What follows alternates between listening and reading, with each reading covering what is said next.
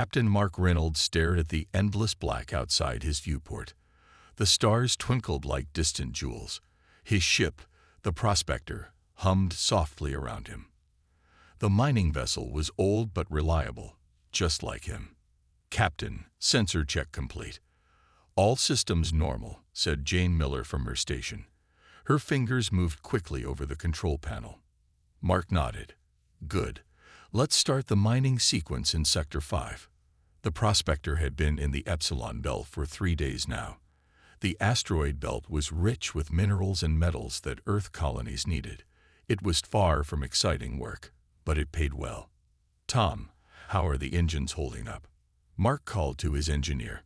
Tom Davis looked up from his screen. "Running at 87%, Captain. Could be better, but we'll manage." Mark smiled. Tom always wanted his engines to run at 100%, but in the 10 years they had worked together, Mark had never seen it happen. "Good enough for me," Mark said. "Let's get to work." The crew of 12 settled into their jobs. The Prospector extended its collection arms toward a large asteroid nearby. It was routine work, something they had done hundreds of times before. During lunch break, Mark sat with Jane and Tom in the small mess hall. "Heard the story about the Luminary?" asked Bill, one of the younger crew members, joining their table. Mark sighed. New crew members always brought up old ghost stories. "The ghost ship." Jane smiled. "Everyone's heard that one." Bill leaned forward. "My cousin served on a patrol ship near the Omega sector last year. He swears they saw it. A ship that appeared out of nowhere, glowing with strange light, then vanished before they could reach it. The Luminary disappeared 100 years ago," Tom said between bites of his food. "It was testing some new drive system that was supposed to be faster than anything before. Something went wrong, and it never came back.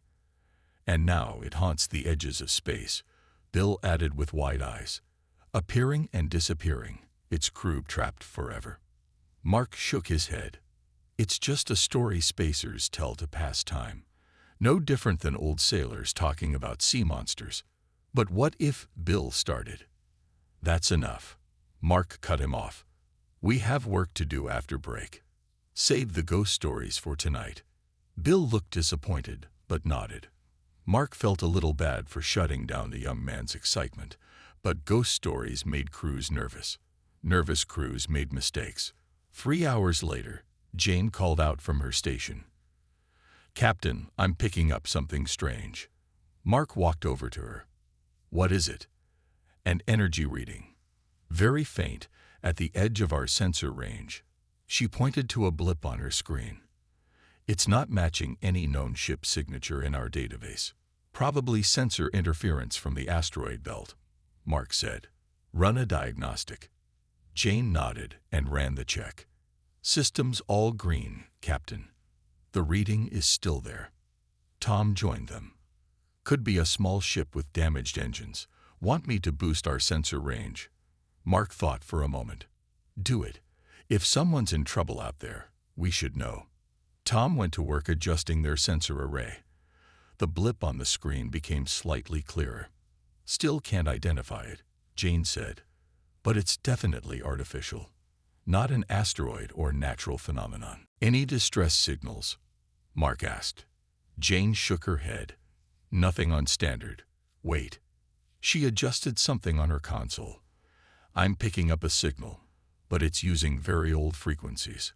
Almost nobody uses these anymore." She pressed a button, and a scratchy voice filled the bridge. "Require immediate assistance. Engine malfunction after jump. Coordinates unknown. This is Chief Science Officer Walker of the research vessel Luminary. If anyone receives this—" The message cut off into static. The bridge fell silent. "That's impossible," Tom whispered. "The Luminary disappeared 100 years ago." "I know," Mark finished.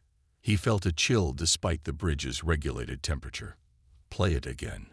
Jane replayed the message. It was the same. A distress call from a ship that had vanished a century ago. "Could be a prank," Mark said, not believing it himself. "Someone broadcasting on old frequencies for fun. Pretty elaborate prank. Way out here in the Epsilon Belt, Tom replied. Bill, who had been quiet at his station, spoke up. Sir, I think we should report this to Fleet Command. Mark didn't want to. Reports meant delays, and delays meant missing mining quotas. But protocol was clear. Unexplained phenomena and potential distress signals had to be reported. Jane, send the recording to United Colonial Fleet Headquarters. Mark it Priority 3. Yes, Captain. Mark expected Fleet Command to dismiss the report or send a routine acknowledgement. Instead, 6 hours later, they received a Priority 1 response. Prospector, this is Admiral Wilson. Your sensor readings and audio file have been analyzed. The military scout ship Sentinel has been dispatched to your location. ETA 18 hours. You are ordered to remain on-site and continue monitoring. Do not approach the energy signature. Repeat, do not approach. After the transmission ended, Mark looked at his crew's surprised faces. Seems like Fleet Command is taking this seriously, Tom said. Too seriously, Mark replied. We're behind schedule already. Sir, Jane called, her voice tense. The energy signature is changing. On the main screen, the blip was pulsing now, growing stronger, then fading in a steady rhythm. Like a heartbeat, Bill whispered. Or a lighthouse, Tom added. As night shift began, strange things started happening on the Prospector. Equipment malfunctioned for no reason. Lights flickered in empty corridors. Crew members reported hearing whispers near the outer hull. Mark didn't believe in ghosts. There had to be logical explanations. But when he woke from a short nap to find all screens on the bridge showing the same message, HELPUS find our way HOME, before quickly returning to normal, even he felt uneasy. They watched the energy signature all night. It grew stronger, then weaker, never disappearing completely. When Mark looked out the viewport toward where the sensors said it should be, he sometimes thought he saw a faint gleam among the stars, a gentle light that shouldn't be there.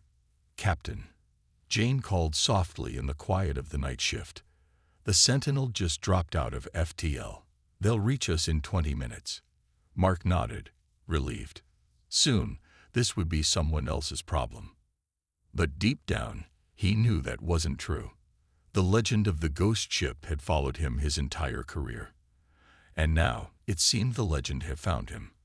Outside, among the endless stars, the gentle gleam pulsed again, calling them, waiting for them. The ghost ship was no longer just a story. The Sentinel was smaller than the Prospector, but looked much newer. Its sleek hull gleamed under the distant starlight as it pulled alongside the mining vessel. Military ships always had that perfect shine, Mark thought. No dirt or dents allowed. Captain Reynolds, prepare for boarding, came the crisp voice over the comm system. Mark sighed. Docking Bay 1 is ready for your shuttle, Sentinel. 20 minutes later, Mark stood in the meeting room with Commander Lisa Reed from the Sentinel. She was tall, with short gray hair and the straight posture of someone who had spent their life in the military. Thank you for your report, Captain, Commander Reed said. She touched a button on the table, and a 3D map of the area appeared. Fleet Command has been tracking similar anomalies for the past year. Mark raised his eyebrows. Similar to what we found. Yes, energy signatures that don't match known ships, old distress calls, strange equipment failures.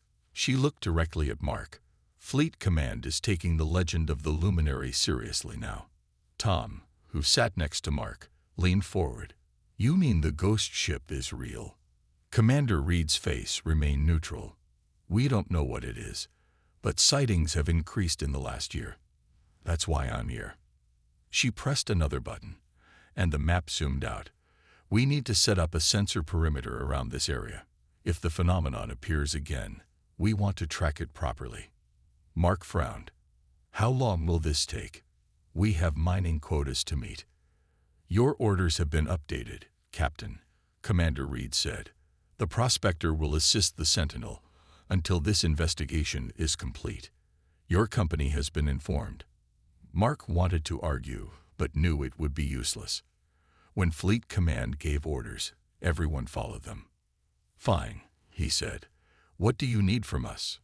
For the next 3 days, the two ships worked together to place sensor buoys in a wide circle around the area. The strange energy signature had disappeared, but Commander Reed was certain it would return. On the third night, during Gamma shift when most of the crew was asleep, Tom was checking systems in the engine room when he noticed something through the small viewport. A gleam of light, distant but distinct. Not a star or another ship. It seemed to pulse gently, like a heartbeat. Tom called the bridge immediately. "Captain, there's something out there." Mark, who had been unable to sleep, answered quickly. "What is it?" "I'm not sure." "A light. Different from the stars. Port side. About 30 degrees down." Mark turned to Jane, who was on night duty. "Check the sensors." Jane's fingers flew over her console. "Nothing yet." "Wait. I'm picking up an energy spike. It's huge, sir." Mark contacted the Sentinel. "Commander Reed, we've got something." "We see it too," she replied, her voice tense. "All hands to stations. Do not approach." The gleam grew stronger, changing from a tiny dot to a larger glow. Both ships' sensors began to detect a massive object materializing at the edge of their perimeter. "It's coming from nowhere," Jane whispered. The sensors show empty space. Then suddenly, it's there. On the main screen, they could now see a ship, old-fashioned in design, with long, smooth lines that no one used anymore. Its hull glowed with a faint blue light that seemed to shift and move like water. "The Luminary," Tom breathed. Before Mark could respond, a pulse of energy shot out from the ghost ship. It washed over both the prospector and the Sentinel like a wave. All systems went dark. Emergency lights flickered on. "Status report," Mark called out. "All systems down," Tom replied from the engine room. "Trying to restart now." For 2 minutes, they floated in darkness. Then, slowly, power returned. Screens came back on. Engines hummed back to life. "Damage report," Mark ordered. "No physical damage," Jane said, checking her readings. It was like the ship just forgot how to work for a moment. The comm system crackled. A voice came through, scratchy, and using odd speech patterns that sounded old-fashioned. "Unknown vessels, this is navigator of the research vessel Luminary. We require assistance. Our situation is unusual." Mark looked at Jane. She nodded, confirming the transmission was real. Commander Reed's voice came through on their private channel. "Captain Reynolds, do not respond. I repeat, do not respond. We don't know what we're dealing with." Mark hesitated. The voice had sounded human, afraid. If there were people on that ship who needed help. He made his decision. "Open a channel, Jane." Jane looked uncertain, but did as ordered. "This is Captain Mark Reynolds of the mining vessel Prospector. We received your distress call. How can we assist?" There was a long pause. Commander Reed was probably furious, but Mark didn't care. Finally, the voice responded. "Captain Reynolds, thank you for responding. Our situation is difficult to explain. We have been lost. From our perspective, only 3 months have passed since our experimental jump went wrong. But we have reason to believe that in your time frame, it has been much longer." Mark and Jane exchanged looks. "Yes," Mark said carefully. "Your ship disappeared over 100 years ago." There was silence again. "Then, that explains much. We have been caught in what our science officer calls a temporal fold. We phase in and out of normal space-time. We never stay in one place or time long enough to find our way home." "How many of you are there?" Mark asked. 50 crew members, all still alive. Though time passes normally for us while we're in the fold. Commander Reed broke into the channel. "This is Commander Lisa Reed of the United Colonial Fleet Vessel Sentinel. I am taking command of this situation. Navigator, we need to verify your identity and status." "Understood, Commander," the voice replied. "Though I should warn you, we don't have much time. We usually remain in normal space for only a few hours before phasing out again. It could be days or years before we return, from your perspective. Commander Reed looked thoughtful on the video feed. We need to board that vessel. Is that wise? Mark asked. It's necessary, she replied. I'm assembling a team now. Captain Reynolds, I want you and Engineer Davis to join us. Mark wasn't sure if this was an honor or a punishment for disobeying her earlier order. Either way, he nodded. We'll be ready. As they prepared to board the ghost ship, Mark stared out at the Luminary. Its gentle gleam seemed to call to him. After years of dismissing the legend, he was about to step foot on the most famous ghost ship in human history, and something told him that what they would find there would change everything they thought they knew about time, space, and reality itself. The shuttle from the Sentinel was small but sturdy. Commander Reed sat in the front with her pilot. Mark and Tom squeezed in behind them, along with Dr. Alan Grant, the Sentinel's science officer. The doctor was thin and had kind eyes behind round glasses. The shuttle has special shielding, Commander Reed explained as they approached the glowing Luminary. It should protect us from any energy pulses like the one that hit our ships. Mark watched through the viewport as they drew closer to the ghost ship. Up close, the Luminary was both beautiful and strange. Its hull design was clearly old, following the curves popular a century ago, but it gleamed with a blue light that moved like waves across its surface. That energy pattern isn't in any of our records, Dr. Grant said, scanning with a handheld device. It's like nothing we've seen before. The shuttle pilot guided them toward an open docking bay on the Luminary. The boarding tube extended and locked with a soft clank. Atmosphere reads normal, the pilot said. Temperature stable. Commander Reed stood. Remember, we stay together. No wandering off. We find the navigator, gather information, and leave. This isn't an exploration mission. They moved through the boarding tube into the Luminary. Inside, the air felt strangely thick, as if it had weight. The lights flickered slightly. This way, Commander Reed said, following a map on her device. The bridge should be up ahead. The corridors of the Luminary were clean but odd. Some parts looked exactly like a ship from a century ago, with old-style control panels and thick metal doors. But other sections had been changed, upgraded with technology that Mark didn't recognize. Some of it looked more advanced than anything he had ever seen. Look at this, Tom whispered, pointing to a section of wall where the metal seemed to flow like liquid, yet remained solid. What kind of material is this? Don't touch anything, Commander Reed warned. They reached a large door marked Command Center. It slid open as they approached. Inside was a circular room with control stations arranged around a central platform. A man stood waiting for them. He wore an old-style uniform with faded patches. His hair was gray, and his face looked tired but alert. Despite his appearance, something about his eyes seemed different. They had a depth that made Mark uncomfortable. "Welcome aboard the Luminary," the man said. "I am Chief Science Officer James Walker. I serve as navigator now." Commander Reed stepped forward. "Commander Lisa Reed, United Colonial Fleet. This is Captain Reynolds and Engineer Davis from the mining vessel Prospector, and Dr. Grant, our science officer." Walker nodded to each of them.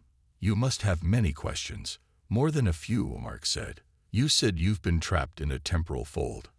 Walker gestured to the main screen on the wall. It showed a diagram of swirling lines and patterns. "Our experimental jump drive was designed to fold space, allowing for faster-than-light travel.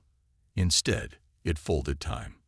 Dr. Grant moved closer to the screen, fascinated. "You're phasing in and out of normal space-time." "Precisely," Walker said. "We exist in what we call the fold, a space between normal time. For us, it's been only 3 months since the accident, but we appear in normal space at random points along the timeline." "And you can't control it?" Mark asked. Walker shook his head. "Not yet. We've been working on it. Each time we appear, we learn more. We see how technology has changed. We glimpse the progress of humanity across different years. Tom was examining a nearby control panel. These modifications aren't standard. I've never seen anything like them. We've had time to improve our systems, Walker explained, using knowledge gathered from our brief appearances in your timeline and others. Commander Reed's expression remained neutral. You said you have 50 crew members. Where are they? Most are in the living quarters or working in engineering. Would you like to meet them? Later, perhaps. First, I need to understand your situation better. Walker nodded. Of course. But I should warn you, we don't have much time. We usually remain in normal space for 6 hours at most before phasing out again. Dr. Grant looked up from his device. According to my readings, the energy patterns around the ship are already changing. I estimate less than 4 hours before they phase out. Walker led them through the ship, explaining more about their situation. They passed other crew members, all dressed in old uniforms, all with the same strange depth in their eyes. The crew seemed happy to see visitors, but also cautious. In the engine room, they saw the experimental drive, a massive sphere surrounded by rings that spun slowly.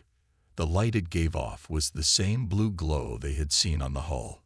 This is what traps us in the fold, Walker said. It was supposed to be our greatest achievement. Now it's our prison. Dr. Grant took readings. The energy output is incredible. This technology is beyond anything we have now, even a century after you disappeared. Walker smiled sadly. Time works differently in the fold. We've had decades to improve it. From our perspective, we've made breakthroughs your scientists haven't even imagined yet. Can't you just shut it down? Mark asked. If we did, we would be stranded forever at whatever random point in time we happen to be, and the fold is deteriorating. If we don't find a solution soon, what happens if the fold collapses? Commander Reed asked. Walker's face grew serious. Best case, we're trapped permanently in normal space, but possibly thousands of years from our original time. Worst case, the ship and everyone on it is destroyed. As they continued the tour, Mark noticed small tremors running through the ship. Lights flickered more frequently. Is that normal? He asked. Walker looked concerned. No, the fold is becoming unstable faster than before. This isn't good. They hurried back to the bridge. Other crew members were gathered there, looking at readings on the screens. Status report, Walker called. A woman at one of the stations looked up. The fold is collapsing, sir. We have less than an hour before phase-out, not 4.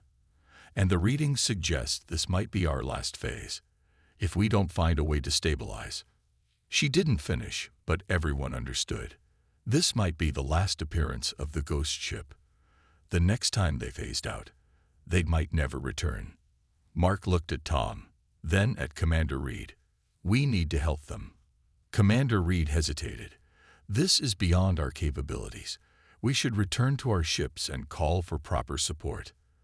There's no time, Walker said. By the time your support arrives, we'll be gone. And this time, it might be forever. Dr. Grant had been studying the readings. He looked up with wide eyes. I think there might be a way to help them, but it would require using the prospector's mining equipment in a way it was never designed for. Mark felt a chill. What are you suggesting? A controlled energy field that might stabilize the Luminary long enough for evacuation, but it would put enormous strain on your ship's systems. Mark looked at Walker and the other crew members of the Luminary, people lost in time, trying to find their way home. He made his decision. Tell me what to do. This is insane, Commander Reed said as they rushed back to the shuttle. We don't have authorization for this kind of operation. With respect, Commander, Mark replied. By the time we get authorization, these people will be gone. Maybe forever. Dr. Grant was already speaking rapidly into his comm device, explaining his plan to the science team on the Sentinel. Tom was doing calculations on his handheld. The mining lasers could be reconfigured, Tom said. We use them to cut through asteroid rock. If we adjust the frequency and spread the beam, It might create a field that could stabilize the temporal fold, Dr. Grant finished. At least temporarily. They'd reached the shuttle and took off quickly, heading back to their ships. Walker had given them all the data from the Luminary systems. Dr. Grant was studying it intensely. The fold is like a bubble in time, he explained. It's developed cracks. Each time they phase into normal space, the cracks get bigger. And if we don't help? Mark asked. Dr. Grant's face was grim. The bubble pops. 50 lives lost somewhere between moments. When they reached the ships, Commander Reed made her decision. We'll do this together. The Sentinel will provide power support. The Prospector will handle the main operation. Mark was surprised. I thought you wanted authorization. Commander Reed almost smiled. Sometimes asking forgiveness is better than asking permission, Captain. Especially when lives are at stake. They moved quickly. Tom led a team to modify the Prospector's mining equipment. The massive laser arrays that normally cut through asteroids were redirected to create a wide energy field. It wasn't designed for this, and the ship's systems protested with warning alarms and red flashing lights on every control panel. The power requirements are enormous, Tom reported. We'll burn out our engines doing this. Can we evacuate everyone from the Luminary before that happens? Mark asked. Dr. Grant shook his head. The fold makes transportation tricky. Their molecular structure has been altered slightly. We need to stabilize the fold first, then evacuate. On the main screen, they could see the Luminary starting to flicker. Parts of it seemed to fade, then return. The blue glow was now pulsing erratically. They're beginning to phase out, Jane said from her station. Sensors showed the temporal energy is increasing. Mark made the call. Begin the stabilization sequence. The Prospector moved closer to the ghost ship. Its mining arrays extended, focusing on the Luminary. Energy beams shot out, not cutting as they were designed to do, but creating a web of light around the flickering vessel. The Sentinel moved into position on the other side, sending power to the Prospector through emergency transfer cables. Both ships trained under the effort. Inside the Prospector, systems began to fail. Circuits overheated. Backup systems kicked in, then failed too. Engine temperature critical, Tom called out. Coolant systems failing. Keep it together, Mark ordered. Just a little longer. On the screen, they could see the Luminary becoming more solid. The flickering stopped. The blue glow steadied. It's working, Dr. Grant said, excitement in his voice. The fold is stabilizing. Commander Reed's face appeared on a side screen. We're sending boarding teams now. Begin evacuation of the Luminary crew. Shuttles from both the Sentinel and the Prospector moved toward the ghost ship. Each one returned carrying members of the lost crew. They looked confused but grateful, their eyes still holding that strange depth that Mark had noticed before. Walker was directing the evacuation from the Luminary, staying behind to ensure everyone else got off safely. Mark kept in contact with him through the comm system. 20 more crew members to evacuate, Walker reported. But we're running out of time. The stabilization field is affecting our ship's systems too. Can you hold on? Mark asked. We'll try. On the Prospector, the situation was getting worse. A power relay exploded, sending sparks across the bridge. Emergency lights flashed red. Hull integrity failing in Section 4, Jane reported. We need to evacuate our own crew, Captain. Mark nodded. Begin evacuation. Transfer all essential personnel to the Sentinel. As the Prospector's crew began to leave their ship, Mark stayed on the bridge, monitoring the stabilization field. He knew the mining vessel wouldn't survive this operation. It was burning itself out to save the Luminary's crew. Captain, you need to evacuate too, Tom said, standing by the bridge door. The ship can maintain the field on automated systems for a few more minutes, but after that. Go, Tom, Mark said. Make sure our people get to safety. I'll be right behind you. Tom hesitated, then nodded and left. Mark knew he needed to leave soon, but he wanted to make sure the operation succeeded. Walker's voice came through the comm. "Final shuttle is loading now. All crew except myself accounted for. Why aren't you on that shuttle, Walker?" Mark demanded. There was a pause. "Someone needs to make final adjustments to our drive system to ensure it doesn't collapse catastrophically when your field fails." Mark understood immediately. "You're not planning to evacuate." "I can't, Captain.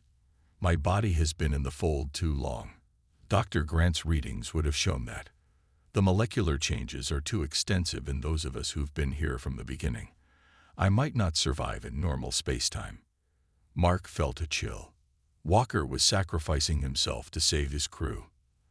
"There has to be another way," Mark argued. "There isn't. But don't worry about me. Time works differently in the fold, remember? For me, it might not be an ending at all. Just a different path." A massive shudder ran through the prospector. More systems failed. "Field stability at 20%. The computer announced. "Critical failure imminent." "Captain Reynolds," Commander Reed's voice cut in. "Your ship is breaking apart. You need to evacuate now." "That's an order." Mark looked at the main screen. The last shuttle from the Luminary was docking with the Sentinel. Almost everyone was safe. "Just a few more minutes," he said. "We need to maintain the field until Walker finishes his work." "Mark," Walker's voice came through, using his first name. "You've done enough. Your ship won't hold together. Leave now, while you still can." Another explosion rocked the bridge. A support beam crashed down, blocking the main exit. Mark realized he might not make it out either. "Well, Walker," he said, trying to keep his voice steady. "Looks like we're both taking a different path today." Mark, do you copy?" Tom's voice crackled through the comm system. Mark pushed himself up from the floor where he had fallen during the last explosion. Smoke filled the bridge of the prospector. "I'm here," he coughed. "Main exit is blocked. I'll try to reach the emergency escape pods." "Hurry," Tom urged. "Ship integrity at critical levels. You have maybe 5 minutes." Mark moved carefully through the smoke. Parts of the ceiling had collapsed. Wires hung down, sparking dangerously. He made his way to the back of the bridge, where a small ladder led down to the escape pod bay. "Walker," he called through his comm. "What's your status?" Walker's voice came through with static. "Almost done. The drive modifications are nearly complete. Once finished, the fold will collapse in a controlled way. No danger to surrounding ships." "And you?" Mark asked, climbing down the ladder. There was a pause. "As I said, a different path. But not necessarily an ending." Mark reached the escape pod bay, but his heart sank. The explosions had damaged the release mechanisms. None of the pods would launch. "Tom," he called, "the escape pods are damaged." "I can't." "Captain Reynolds," Walker's voice interrupted. "I have an idea. Can you reach airlock 3? Mark checked the ship schematic on his handheld device. "I think so." "Why?" "I'm bringing the Luminary alongside your ship. If you can reach that airlock, I can dock and get you out." "The stabilization field," Mark started, "is failing anyway," Walker finished. "But it's done its job. My crew is safe. Now we need to save you." Mark made his way through the failing ship. More explosions echoed through the corridors. The lights flickered and died, leaving only emergency lighting to guide his way. 2 minutes until critical failure, the ship's computer announced calmly. Mark ran faster, ignoring the pain in his leg where a falling beam had struck him. He reached airlock 3 just as another explosion shook the ship. "I'm here," he gasped into his comm. Outside the airlock window, he saw the Luminary moving closer. Its blue glow was stronger now, pulsing with energy. The ghost ship aligned with the prospector's airlock. Metal scraped against metal as the docking mechanisms engage. "Opening airlock now," Walker said. "Move quickly." The airlock door slid open. Mark rushed through into the connecting tube. He entered the Luminary just as another explosion rocked the prospector. The docking tube tore away, and the airlock doors slammed shut automatically. Mark fell to his knees on the deck of the ghost ship. He had made it. Walker stood waiting for him, a sad smile on his face. "Welcome aboard, Captain." Again. "The prospector," Mark began, "cannot be saved." Walker helped him to his feet. "But everyone else is safe. Your crew. My crew. That's what matters." They moved quickly to the bridge of the Luminary. Through the main viewport, Mark could see the prospector breaking apart. The mining ship that had been his home for 10 years was dying to save 50 strangers lost in time. "Your ship gave its life bravely," Walker said, as if reading his thoughts. "What now?" Mark asked. Walker gestured to the control panels. "Now we finish what we started. The drive is modified. When the fold collapses, it will do so safely. But we need to move away from the Sentinel first." He worked the controls, and the Luminary moved away from the dying prospector and the waiting Sentinel. "Walker to Sentinel," he called through the comm. "We have Captain Reynolds, moving to safe distance for fold collapse." Commander Reed's voice came through, acknowledged. "What about evacuation for you and Captain Reynolds?" Walker looked at Mark. His eyes held that strange depth, but now Mark understood it. It was the look of someone who had seen time differently than others. "There's an escape pod," Walker said quietly to Mark. "It should get you back to the Sentinel safely." "And you?" Mark asked, though he already knew the answer. "Someone has to initiate the final sequence manually. The controls are temperamental." Mark shook his head. "There has to be another way." "You know there isn't." Walker smiled. "Besides, I told you, this isn't necessarily an ending for me." He showed Mark to a small escape pod at the rear of the bridge. As Mark prepared to enter it, Commander Reed's voice came through again. "Walker, our science team has been studying your data. Dr. Grant believes that when the fold collapses, it might create a new type of space-time phenomenon, a stable point that could serve as a navigation marker for ships in this sector." Walker nodded. "That aligns with our calculations as well. A good legacy for the Luminary, I think." Mark hesitated at the escape pod door. "Let me stay. Let me help." Walker shook his head. "Your atoms haven't been altered by the fold, Mark. You wouldn't survive what's coming. But I've been changed by my time here. I might continue, just in a different form."